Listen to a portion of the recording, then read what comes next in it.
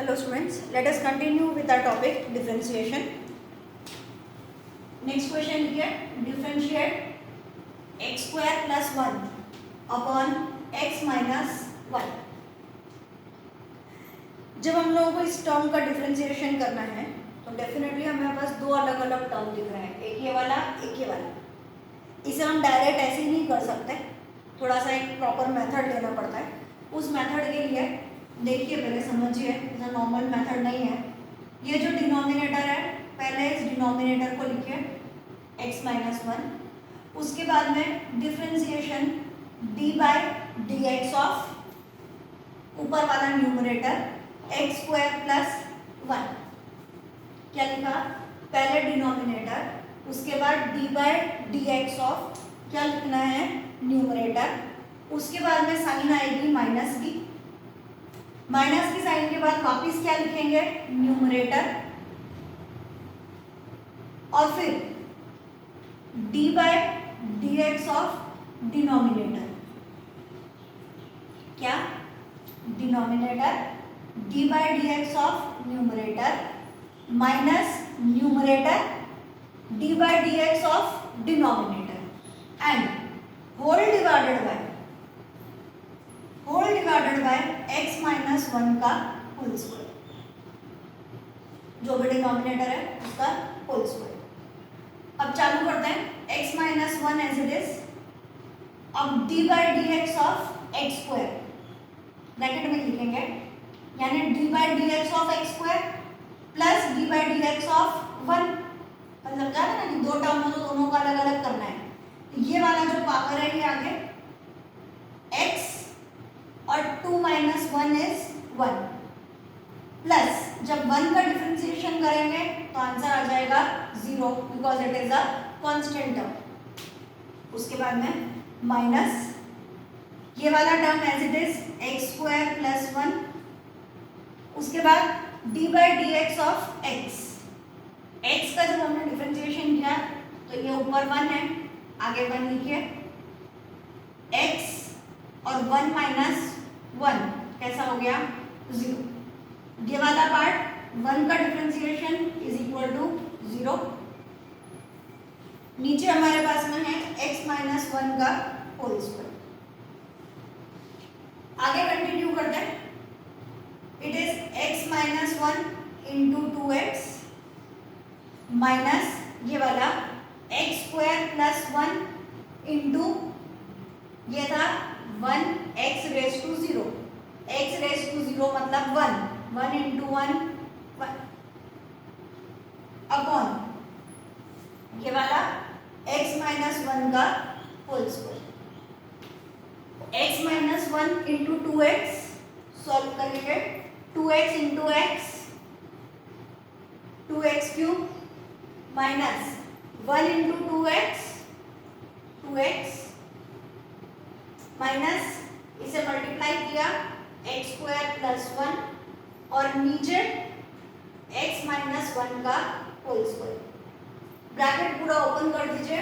It is 2x cube minus 2x minus x square ये वाला minus 1 upon x minus 1 का whole square. Arrange कर दीजिए. ये 3 डिग्री फिर 2 डिग्री फिर 1 डिग्री और फिर 0 डिग्री वाला अरेंज प्रॉपर्ली कर दीजिए. ठीक है, एक मिनट. सॉरी, पता चला मुझे यहाँ पे कुछ गड़बड़ हुई. सच में गड़बड़ हुई. मुझे लगा कि ऐसा ज़्यादा कैसे आ गया. 2x into x, sorry for the same, मेरे पास से गलती हुई.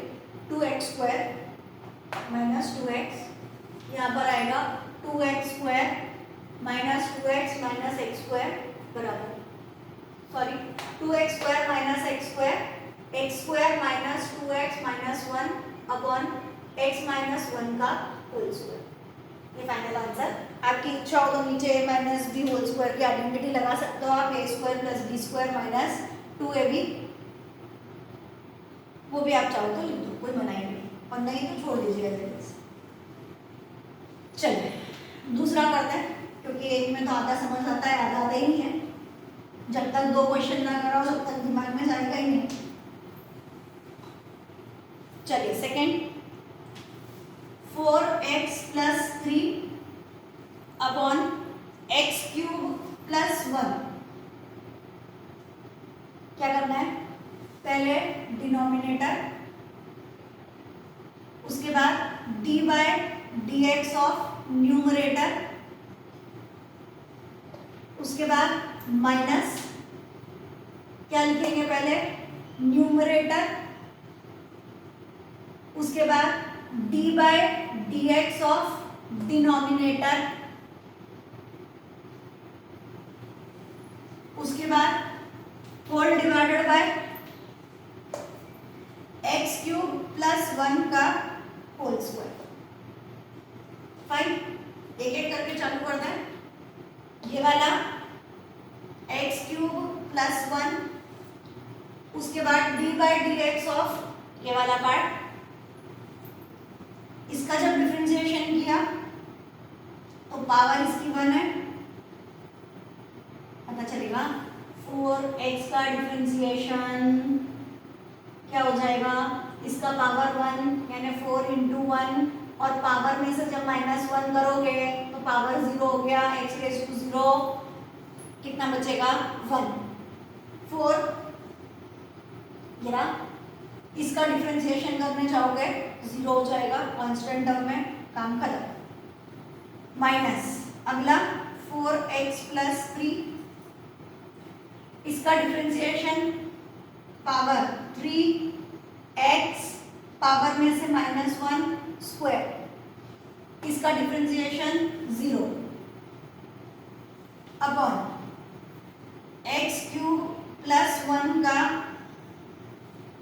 Whole square.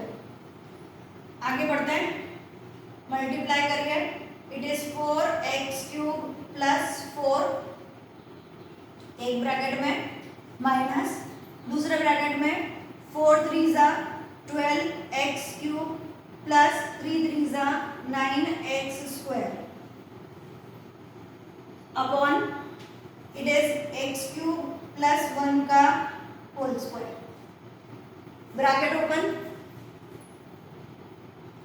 4x³ + 4 minus 12x³ minus 9x² upon x³ + 1 का whole square.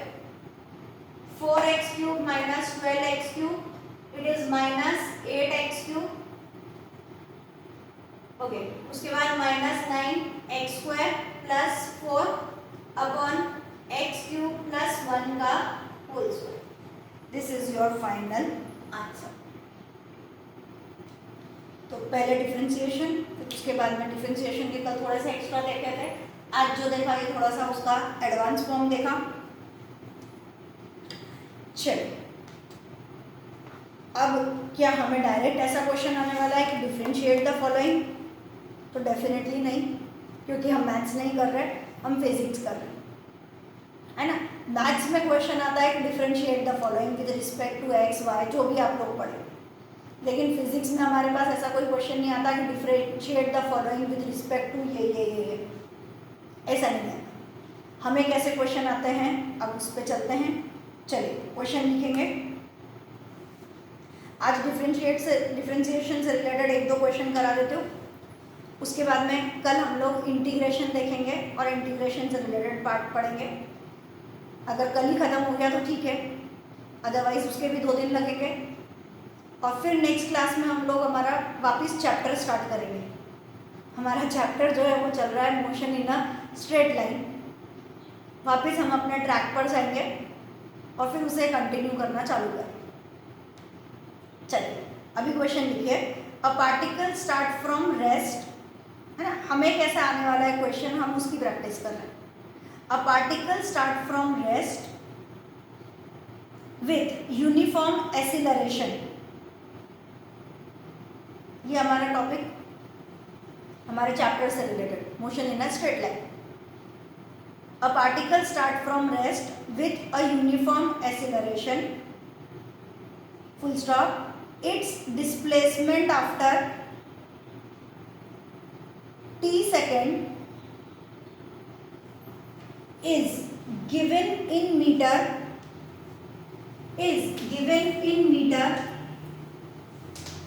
by the following relation.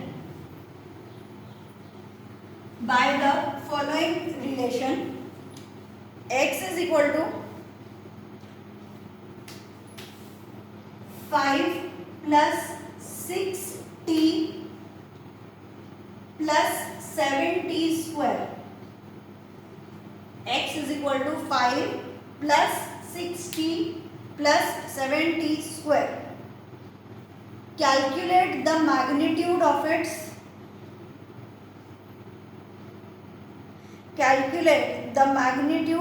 its इसका first part initial velocity,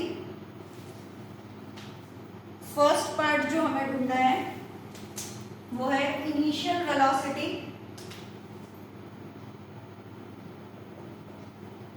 second part velocity at t is equal to 3 second. Third question acceleration.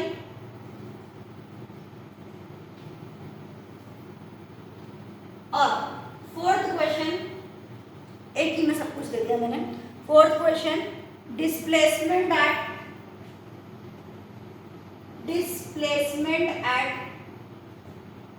t is equal to 5 second. चल क्या दे रखा है हमें? एक ये दे रखा है कि भाई कोई एक ऑब्जेक्ट है, वो रेस्ट से शुरू कर रहा है. रेस्ट मतलब u is equal to initial velocity 0 और टाइम भी कितना है 0, इनिशियली एट रेस्ट. और उसका जो भी डिस्प्लेसमेंट t सेकेंड के बाद हुआ वो हम लोगों ने दिया कि displacement x is equal to 5 plus 60 plus 70 square, और इसकी यूनिट भी उन्होंने दे रखी है मीटर. अब हमें ढूंढना है initial velocity at t is equal to 3, acceleration, displacement, सब कुछ पता चलता है.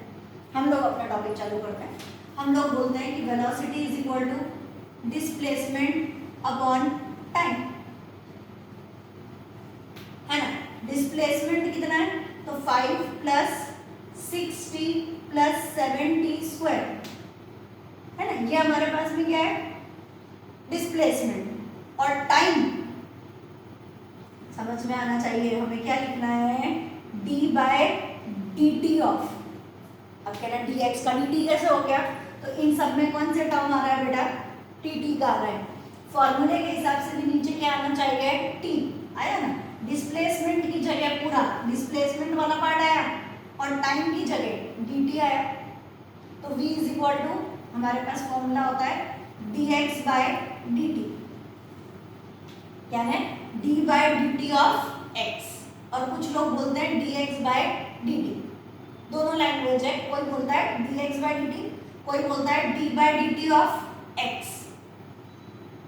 यूं हमने क्या लिया कि velocity is equal to displacement upon time. तो dx बाय dt. तो d बाय dt ऑफ अगर हम ये करने जाएं तो पहले वाले टर्म का इसमें t है ही नहीं, क्या हो गया? 0. दूसरे वाले टर्म में 6 एज इट इज, इसका पावर है 1 अकेला हो गया तो 6 1 जा 6 और t का पावर खत्म हो जाएगा. अगला लेते हैं प्लस, है ना. 1 माइनस 1 करेंगे तो 0. अब ये वाला 7 जो पावर है उसको आगे लाई है. 7 2 जा 14 और t 2 माइनस 1 इज 1. जैसे ही हमने d बाय dt किया, d भी गायब dt भी गायब, हमारे पास क्या आंसर आएगा? वेलोसिटी इज इक्वल टू 6 प्लस 7 2 जा 14t. ये हमारा डिफरेंशिएशन का आंसर आ गया. पहले हम अपने डिफरेंशिएशन का आंसर निकालते हैं कि स्पीड या velocity is equal to dx by dt. dx by dt किया. अब किसी के दिमाग में आ रहा होगा मैम ये dt कहाँ चला गया? ये dt कहीं नहीं गया. इतनी देर से क्या कर रहे थे अपन? d बाय dx ऑफ पूरा फाइंड कर रहे थे ना, और आंसर आ रहा था. तो ये भी d बाय dt ऑफ ये पूरा किया. इस पूरे का डिफरेंशिएशन करके हमें ये आंसर मिला। Answer is 6 + 14t। आपने जो डिफरेंशिएशन पढ़ा है उसे अब हमें फिजिक्स में न्यूमेरिकल्स पे अप्लाई करना आना चाहिए। हम उसकी प्रैक्टिस कर रहे हैं कि पहली प्रैक्टिस में हम लोगों ने डिफरेंशिएशन निकाला। अब फाइंड द इनिशियल वेलोसिटी। पहला क्वेश्चन है इनिशियल वेलोसिटी ढूंढो। इनिशियल वेलोसिटी का मतलब होता है when time is equal to 0। Time 0 है तब वो कहलाता है इनिशियल। चलिए v is equal to 6 + 14। Initially time कितना है 0, तो 14 0 0। v कितना आया 6। यूनिट आपको अपने आप लिखनी है मीटर पर सेकेंड। ठीक है, सेकेंड वाले में velocity at t is equal to 3 second. अगर t is equal to 3 second है तो क्या होगा? वापिस v is equal to 6 + 14t। v is equal to 6 + 14 into 3, 6 + 42। Answer is 48 metre per second. 2 over. Third क्या बोला है? एक्सीलरेशन। चलिए अब आगे बढ़ते हैं। जिस दिन यूनिट एंड डायमेंशन पहली बार पढ़ाया था, second chapter unit and dimension, उस दिन फॉर्मूला लिखवाया था acceleration is equal to velocity upon time. Velocity कितनी है हमारे पास? ये वाली 6 + 14t। नीचे टी है नहीं है, क्या करना पड़ेगा? d/dt। Formula acceleration is equal to dv/dt। बेटा मैम हमें कैसे पता चलेगा कि t लगाना है, d/dt लिखना है? तो बेटा चलिए ऐसा टुकड़े टुकड़े वाला होगा प्लस प्लस प्लस प्लस करके। आपके पास अगर डायरेक्ट वैल्यू 14 है डायरेक्ट ले लो कि 14/2 या जो भी है। लेकिन जब आपके पास 14 + 70 + 2t² ऐसा सब है तो इसका क्या करना पड़ता है? डिफरेंशिएशन। चलिए 6 + 14t, तो d/dt ऑफ 6 + 14t। जब इसका डिफरेंशिएशन करने जाएंगे तो 6 कांस्टेंट टर्म है 0 हो गया। यहाँ पे 14 t का पावर 1, 1 - 1 0, काम खत्म। एक्सीलरेशन का आंसर आया 14 मीटर पर सेकेंड स्क्वायर। ये आपका आ गया एक्सीलरेशन। अब लास्ट पार्ट फोर्थ आपके पास बचा है find the displacement at t is equal to 5 second. अब ये वेलोसिटी है, ये एक्सीलरेशन है, डिस्प्लेसमेंट कहाँ गया? डिस्प्लेसमेंट से तो हम लोगों ने शुरू किया था। x is equal to question क्या था? हाँ 5 + 6t + 7t²। ये क्वेश्चन था हमारा, है ना? ये डिस्प्लेसमेंट था। अब डिस्प्लेसमेंट कब चाहिए? When t is equal to 5 second. तो when t is equal to 5, t is equal to 5। ऐसे यहाँ पे भी t इज इक्वल टू 5। तो it is 5 + 6 5 30 + 7 into 25, 35 + 7 5 35, 175, 175 + 35, 80 90 20 21। It is 210 और साथ में आ जाएगा मीटर। ठीक, आज इन क्वेश्चंस की प्रैक्टिस कीजिए। उसके बाद कल हम लोग इंटीग्रेशन चालू करेंगे, फिर वापस न्यूमेरिकल्स थोड़े से देखेंगे जिससे पता चले कि आप इसे इम्प्लीमेंट कर भी पा रहे हैं या नहीं। ठीक है, अभी के लिए बाय।